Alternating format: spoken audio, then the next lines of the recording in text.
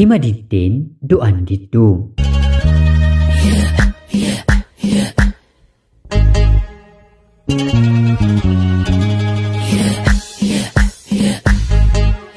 Yeroodhaaf maqaa kiyya himachuun barbaadu kanan dhaladheetti guddadhee Jiituu Magariituu Oromiyaa keessatti barnoota kiyyallee kutaa 1 hanga 10tti seeraan xumureera.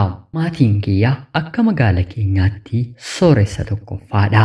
Abbaan kiyya nama gamnaa jalqaba irratti hojii mootummaa hojjeta ture.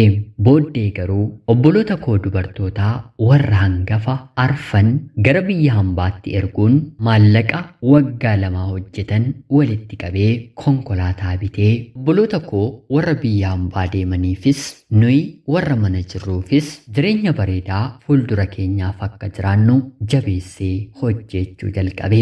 Barnoota koo kutaa 5ffaatii kaasee hanga kutaa 10ffaan xumurutti maatii koo qajeellootti gargaara. Ganama barii sa'a 11 yeroo ta'u yeroo hundaa ka'een hojiiwwan hojjedhu hedduutu jira. Sababa kanaaf ani barnoota kootti nama dhimma qabu cimaan turre. Kanaanis maatii kiyyatti nan aara. Hiriyoonni koo barnoota isaanii qofa irratti xiyyeeffatu. Ani garuu isiniin gargaaraa dandeettii barnootaan illee gadi bu'aan ta'ee jedheen isaanitti dubbadha. Haa ta'uutii garuu abbeen kiyya yeroo of dandeesse akka nama kaanii duwwaatti kan galtu miti. Gargaarsi kee 1-2 lakkaa'amee obboloota kee waliin siif qoodamaa jedhee natti dubbata. Kabiraatiin ani mucaa quxisuudha. Maatii kiyyaaf illee nan amanamaa. Hawaasa naannoo kiyyaa biratti baay'een jaallatama. Abbaan koo haati koo namaaf liqiin kennanii. Ani garuu dhokseen nama guddaafis ijoolleefis rakkataniitu na gaafataniiru jedheen nan liqeessaa. Kanaan otoo hin jiruu barnoota koo kutaa 7ffaa yeroon baradhu jaalalli mucayyoo tokkorraa na qabe. Gaafadheen illee takkaatti tolinaa jechuu hin dandeenye. Baay'ee matti waan ani ishee jaalladheef akka garaa ishee na gooti. Har'aa fuulli ishee yoonaaf ife gammadaan oolaa. Bulee immoo fuula ishee yoonatti gudunfite gudunfameen oolaa. Otoo isheen argiin oolanii buluu jechuudhanaaf jireenya si'ool yaalanii akka deebi'uuti. Yeroo mana barnootaa deemtu ishee arguudhaaf jecha durseen naannoo karra mana isaanii irraan dhaabbadha. Yeroo booddee tolinaan jettee keessa kiyyaaf gammachuu addaa naaf uumuu jalqabdeetti turte. Haa ta'uutii garuu mucayyoon kun anaaf garaa jabaattuu akkan jaalladhe beektee natti taphattuu taatus dhiirota gara biraa waliin garuu akka garaa ishee taati. Hiriyoonni koo lakkitiisii isheen akka kee amala qabeettii murtooftuu miti. Abbaa barbaadde faana mana barumsaatii baatee akka garaa ishee taatii jedhanii natti dubbatu. Anaan kan qabe jaalala waan na ta'eef maqaa ishee lamuu lammataa ana biratti bifa kanaan hin waaminaa jedheen hiriyoota koo nattaasa'an nan lolaa. Kanaan barnoota koo kutaa 10 nan fixe. Qabxiinis ana jalaa yeroo hafu abbaan koo konkolaachisummaa akkan baradhuuf gara magaalaa Finfinnee eessuma koo bira na geesse. Baradhee akkuman xumureenis konkolaataa biraa bitee anaan yeroodhaaf gargaaraa konkolaachisaa na godhee hojjechuun eegale.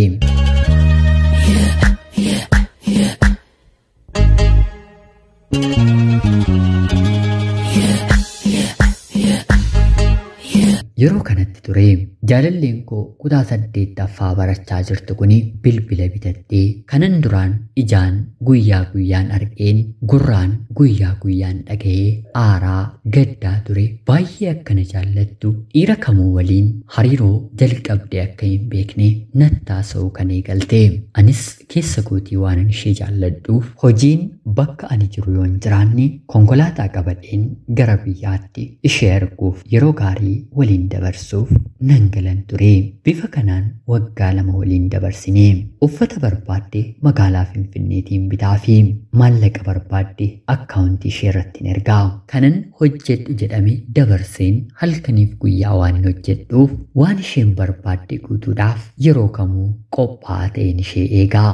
Mataa ishee irra darbee hiriyoota isheedhaaf waan barbaadan hin godhaafi. Bilbila naaf jijjiira yoo jette moodeelii ishee barbaaddeen yeroo barbaadde keessatti hin geessisaafi. Maallaqa hin qabullee yoon ta'e kan koo bitadheera jedheen nan ergaafi. kutaa 10 yeroo isheen xumurtu eenyutu akka kurseenii beekuu baadhus kanaan booddee gaa'ela dhaabbannaa atis hojii qabdaa anaaf hojii xiqqoo naaf baniitii barachuun hanga kanaatti waan naaf barbaachisu miti jettee na gaafatti. Baay'ee na dhiphisee qabeenyi hojjechaa jiru kan koo otoo hin taane kan maatii koodha. Haa ta'uutii garuu kan isheen naan jette jala deebi'uu waan hin dandeenyeef tole rakkoon qabu jedheen deebiseefi sana dura garuu barnoota akka barattuuf hiriyoota koo argeen gorsuuf yaalee ture. Haa ta'uutii garuu isheen kan isin gorsee jaalallee koodha. Dafee wanta kana hin raawwatu taanaan nan argatu jettee dhaamsa itti naaf dhaamte. Ishee dhabuurra du'uu koo waan hin filadhuuf jalqaba jaalala koo waan taateef abbaa koo mariisisee fuudhuun barbaadan jedheeni. Yeroo kana abbaan koo maal taate yaa mucaa koo ati ijoollee reefu umuriin kee waggaa 19 guutuudha. Dhiirri immoo jabaachuu bilchaachuu qaba. Umurii kanaan gaa'elatti seentee jireenyi hin sitti ulfaataa jedhee na gorsee. Yeroo kanaan baay'ee akkan jaalladhu jaalalleen koollee nama jabduu akka taate hojii kiyyaan akka na gargaartu tokko lamaan himeen abbaa koon amansiisee garaa duuba naaf amanee. Dubbiin kun haadha kiyya bira yeroo ga'u haati kiyya ni iyyite maal yaa mucaa koo hangafootuma keefillee baalan buustuyi namni 4 dura kee jira warra dhiiraa hodhiisii dubartootumtillee haa heerumanii jettee na kadhattus haadha koofillee tole jechuu hin dandeenye. Guyyaa kanatti jaarsanaaf ergaa guyyaa kanammoo cidhi keenyi haa raawwatu jedheen maatii koo dirqamsiiseen gaa'elli nuuf ta'e.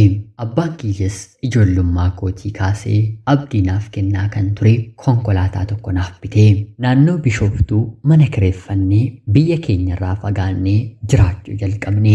Guyyaa guutuu hojjechaa ooleen galgala manatti galaa. Hojiin kontiraataa yeroo jiraatu halkanillee oofaan bulaa. Kanaan otoo jennu waggaa tokko keessatti haati manaan kiyya daa'imallee naaf deesse. Mana kiyya keessas wanti dhibee hin jiru. Maatiin firoottan ishee mana koo yeroo dhufan mucaan kun guddatee hin dhaabbatu. Umurii kanatti mana isaa bifa kanaan kan qabate waggaa 3-4 yeroo jiraate immoo akkam ta'a jedhanii na jaju. Anis jabaadheen hojjedha. Haa ta'uutii garuu yeroo booddee akka milkaa'anitti akka gammadanitti nafaniitii hojiin hojjechaa jiru ni qorraa. Qorruu qofa otoo hin taane haati manaan koo kan na gaafatte baaseen waan hin kennuuf haati koo akkana taateetti. Abbaa koo kanatu barbaachisaa. Obboleessi koo baratee xumuree ana obboleettiinsaa jireenya qananii otoo hin jiraadhu daalachaa'ee biyya taa'aa jira. Hojii kana banuuf hin barbaadaa. Manni maatii koo qorqorroon isaanii haa jijjiiramu jettee na gaafatti. Waan na gaafatte hundumaa abbaa manaadhaatii nan guutaafi guyyaa tokkollee lakki jedheen hin beeku. Erga Bishooftuu dhufnee waggaa 3 waliin jiraannee yoo xiqqaate mana 6 ol jecha.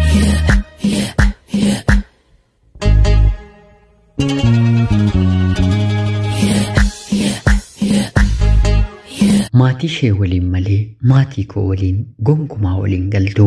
Jireenyi jiraadhu gaarii ta'e otoo jiru haa ta'uuti garuu kan hin hojjedhe hunduu baatii eegee duwwaa wanta na jalaa ta'uuf sammuun kiyya dhiphachuu jalqabee. Nama naaf beekus nan dhabee. Haati manaan kiyya sa'aatiin 11 yeroo ta'u ka'e hanga yoonaa maaf rafta hojii deemi jettee gara hojiitti na ergiti. Yoon dhukkubsadhellee amma yoo hojjette malee bor ijoollee keenya maaliin guddistanaan jettee kaastee na ergiti. Icciitii rakkinan keessa jiru kan beeku hiriyaa koo dhugaa kan ijoollummaa tokko qofa ture. Yeroo hundaa na gorsaa na jajjabeessaa.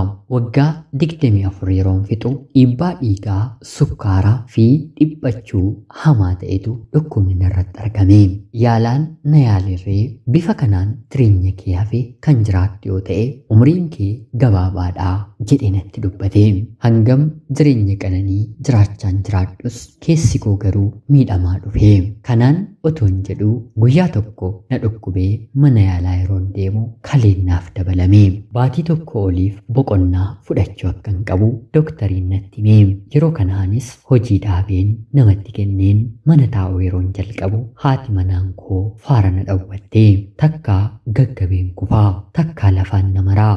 Mana galii kootiin hin jiraachisu keessatti boqonnaa argachuun dadhabee. Kana qofaa miti. Rakkooma kana keessa otoon jiru konkolaataa koo namaaf waan hin kenneef poolii elektirikiitti rukutee lubbuu namaa balleesse.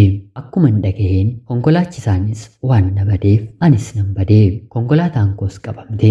Booddee irratti abbaan koo dhufee wabiidhaan baasee maatii namni jalaa du'es maallaqni kanfalamee fi araarri nuuf bu'e.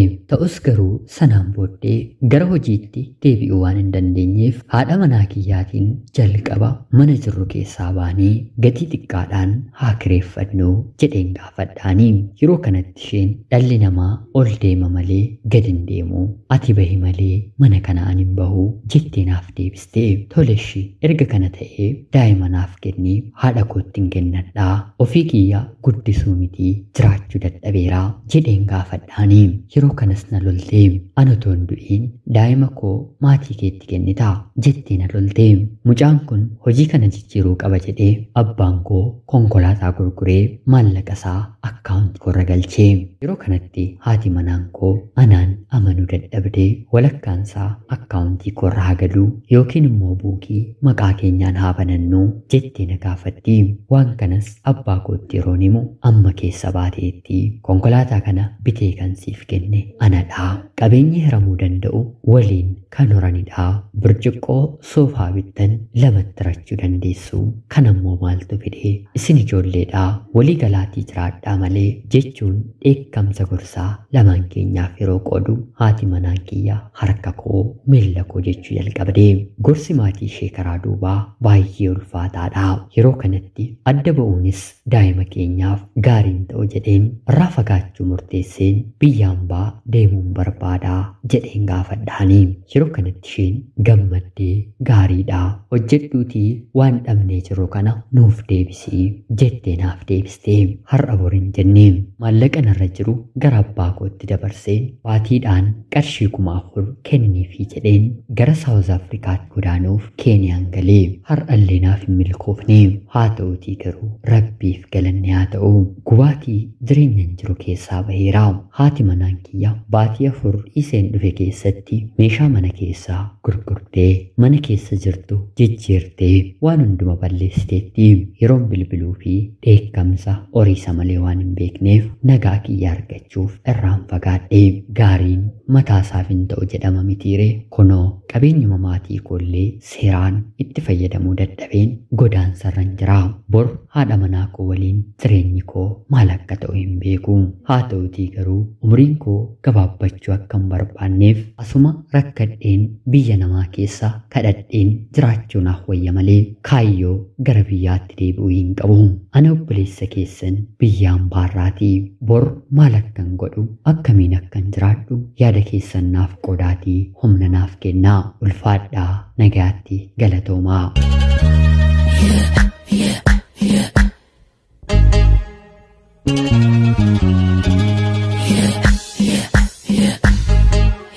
Yooyyaa shamaa akkam jirtu kabajamtootaaf hordoftoota qophii Oromiyaa 24. Nagaaf jaalalli tokkummaan bakka jirtan hundaatti hunda keessaniif haa ta'u jecha guyyaa har'aallee seenaa gaddisiisaa obboleessi keenya nuuf qode isiniif dubbiseen hin ka'a.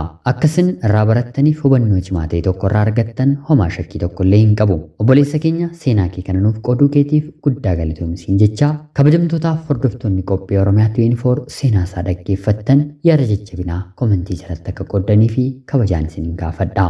Hanga yoonaatti yeroo keessan naaf kennitanii dhaggeeffachaa turuu keessaniitiif guddaa galatoomaa jecha laayikii fi sheer gochuun illee qophii Oromiyaa 24 akka jajjabeessitan kabajaan isin gaafadha. Akkanumallee namoonni chaanalii keenyaaf haaraa taatan anaa dhufu kun Oromiyaa 24 guyyaa guyyaatiin xalayaa jaallaa fi seenaa jireenyaa nama barsiisuu bashannansiisuu danda'u isiniif qabattee waan dhiyaattuuf sabiskiraayib gochuun maatii keenya erga taatanii booda xalayaa jaallaa seenaa jireenyaa nama barsiisuu bashannansiisuu danda'u qabaattan karaa telegiraamii karaa lakkoofsa bilbilaa kiyyaa duwwaa 937 naaf erguun irratti hirmaachuu dandeessu. Qopheessuuf qindeessuun isin waliin kanan ture ani gammachiista shoomeedha. Seenaa gara biraatiin hanga walitti deebinutti bakka jirtan maraan turtii gaarii isiniif hawwaa oolmaa gaarii.